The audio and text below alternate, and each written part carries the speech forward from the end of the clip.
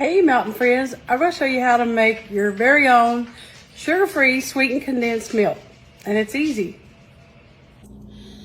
So for our sugar-free sweetened condensed milk, I have 2.5 cups of heavy whipping cream in here, and I got them in a saucepan over medium heat, and that's 2.5 cups of heavy whipping cream. And I'm doing 1/2 stick of softened, unsalted butter.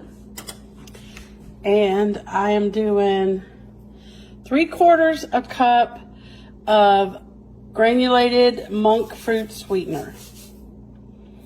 And I'm using this brand today. I got it at Costco.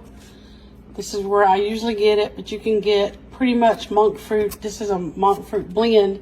You can pretty much find this just about everywhere, or Amazon, or wherever. But this is the mixture. And on about a medium heat, you're just going to heat this up until it starts to simmer, and when the butter is melted.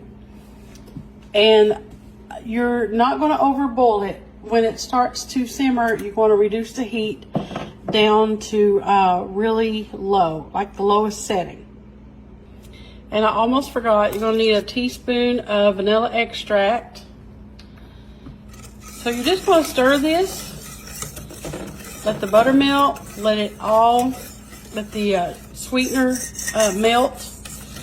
And as soon as it starts to simmer, you're going to reduce it down and just let it simmer on low for about maybe 30 to 45 minutes. Just keep an eye on it. Everybody, sometimes this may vary according to what kind of brand of whipping cream you get, but you're basically going to let this reduce down, and this is going to be your delicious homemade sugar-free sweetened condensed milk. So I'm just going to let this come together, and when it starts to simmer, we'll come right back.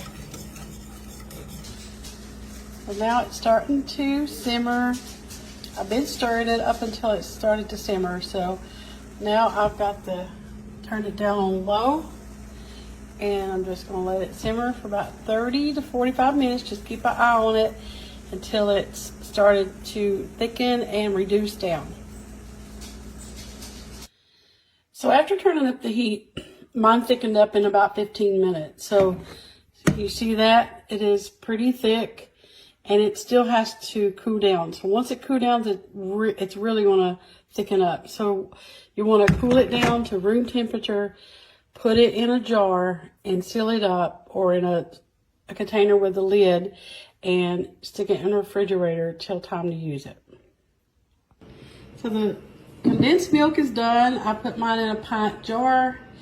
It's mixed right out of pint. Sometimes it may be a little less, but you can use this in any recipe that calls for condensed milk. So there you go, guys.